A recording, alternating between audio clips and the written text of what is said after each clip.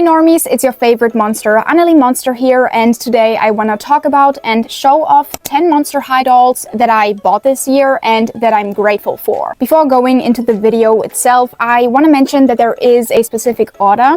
So the doll on first place is basically the doll that is most important to me and that I'm most grateful for.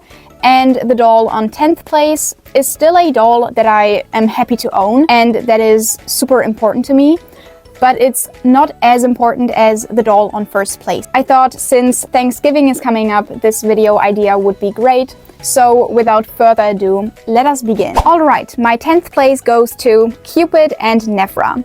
Why these two? Well, I just love when old characters are returning in the third generation. Their introductions were great. They were part of the new Monster High YouTube series, and I personally enjoyed watching the series and listening to the songs featured in it, and I still listen to them sometimes when I'm cleaning or doing some stuff. And what I like about the idea of bringing old characters back is that you get to know the character itself all over again. It's not just the character brought back with a different design, it's the character brought back with some tweaks here and there, some different character traits, and you just get to know them all over again, which is so interesting to me, and it's so much fun actually. And I am so happy that these two made a return. Now for Nefera, I can say she was my favorite villain in the past. Nowadays she isn't such a villain anymore.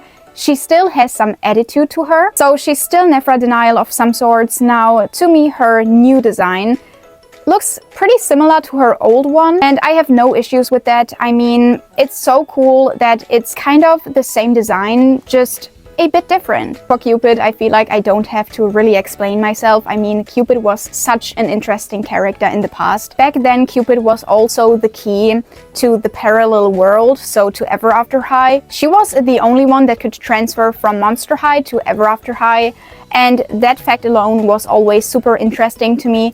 Also, I am curious to see what they will be doing with Cupid in the future. The next doll I am grateful for adding to my collection is the Buried Secrets Wave 1 Frankenstein, and this is the variant of Frankie. I could imagine that some of you might be wondering, well, didn't this line release last year?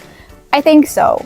But I actually got my hands on this doll this year, so I could add this doll to my collection this year. They are the variant with the different colored shoes. I believe this variant was an exclusive to Latin America. It's super hard to get your hands on such variants. Now, I got lucky and a collector friend of my twin helped us out with getting this doll. And as I already mentioned, this doll was a Latin American exclusive, if I'm not mistaken. Then on 8th place we have the Real Drama Cleo Denial. This doll was just a nice addition to the line, and she's extremely sparkly. It's perfect for Cleo. I mean, she looks so good. And I am not only grateful for the amazing design, but also that there was a great amount of stock for this doll. Or not just for this doll alone. I mean, the second release of the Real Drama dolls was widely available. I mean, this is definitely appreciated by me, and come on, this doll looks so good.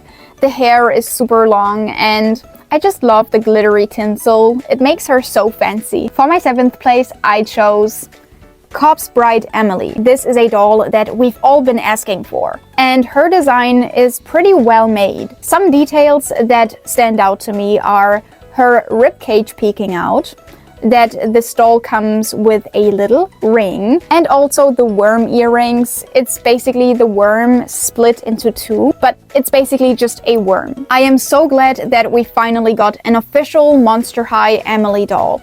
Now, her design could have been a bit better though. I feel like the execution could have been a bit better, and some things were missing, for me at least. So that is why I crafted her a flower bouquet. I feel like that is an accessory that they should have added. I mean, we even got a flower bouquet in the second Beetlejuice set with Lydia and Beetlejuice in their wedding attire. It wouldn't be so hard to just reuse the flower bouquet. But oh well. I basically made my flower bouquet out of paper, and personally, I feel like it looks pretty good. Now, I don't want to complain too much, and this video should spread positivity. Moving on with a doll that was super hard to find, at least for me, and it's about Out Lagoona. This doll is on my 6th place because she is just amazing, and personally I feel like she's definitely one of the cutest Lagoona dolls out there. I am so in love with her outfit, especially the silhouette and the printing on the outfit. Let me explain. So the silhouette itself is super creative, and I just love how her skirt looks like. Then for the print, it's so beautiful and also kind of meaningful. I feel like the print on her outfit should kind of resemble the depths of the sea and how down under some fish can glow and can bring light into the darkness. So that alone is so unique and so fascinating and so meaningful also. And I feel like for a budget doll, she's definitely well made. We are at halftime, so for my 5th place, I wanted to go with a doll that was pretty meaningful to me as well. And for this doll, I was just happy that they were released at the end of the day, and it's about none other than Welcome Committee Frankie. I'm so happy to have them. I am so happy to own them, and I feel like they really underline what Monster High stands for, and that is community and acceptance. It is what it is, and it's basically that. And I was also super obsessed, like highly obsessed, with the music video for this doll. This doll is definitely one of my favorite Generation 3 dolls ever made, and I also really like the posters that were included. I feel like the concept is amazing, and therefore the doll only can be amazing too. So yeah, that's why this doll ended up on my 5th place. My 4th place goes to a doll that I'm super grateful for, and in lore and also core, this doll is a new character, and it's about none other than Koraon Marikit. I love this doll with all my heart because I was confronted with a new culture and monster history when it comes to Koraon Marikit. And just the research, the learning process, it was so exciting to me. And that's why I only have good memories tied to this doll. Koraon also has this extraordinary packaging that really allows us to show off her full potential, even in box. In my opinion, Koraon didn't get the attention that she truly deserved.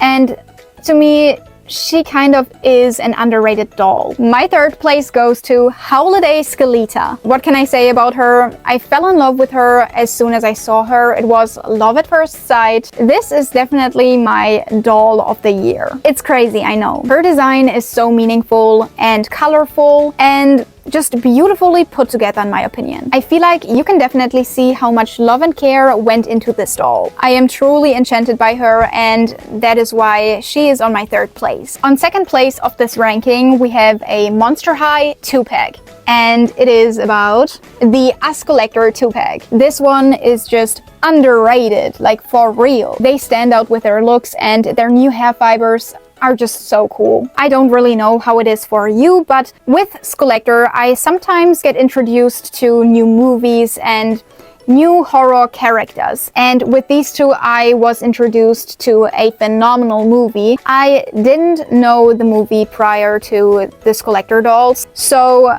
when I saw the images of the Skelita dolls when they first leaked, I was very curious and I wanted to see what the movie was all about.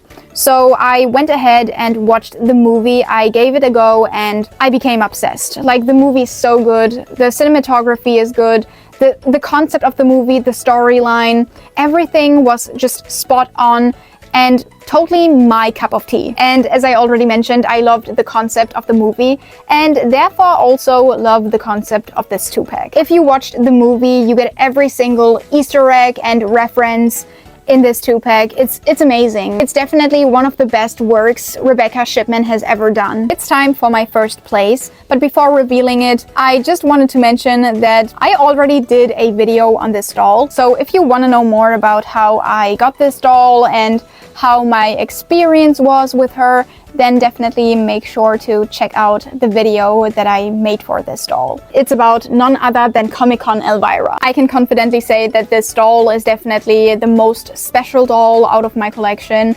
She has a message and even the signature of Garrett Sender, who is the creator of Monster High, on the packaging. I still can't believe that I have her. This doll was also a convention exclusive, so you could only get her while attending the Comic-Con. And I wasn't at the convention, but a friend of mine was, and my friend was so kind and got this doll for me, and they even got it signed by Garrett. Plus, something that I also really enjoy about this doll is the new face sculpt. Monster High, the Monster High team, created a brand new face sculpt for this doll, and this doll is the first one with a winking eye, which is just so unique and outstanding. This doll is definitely worthy of first place. If you had fun watching the video, then please leave a like and subscribe to my channel for more Monster High content. Also, let me know what Monster High dolls that you bought this year are you most grateful for. Bye!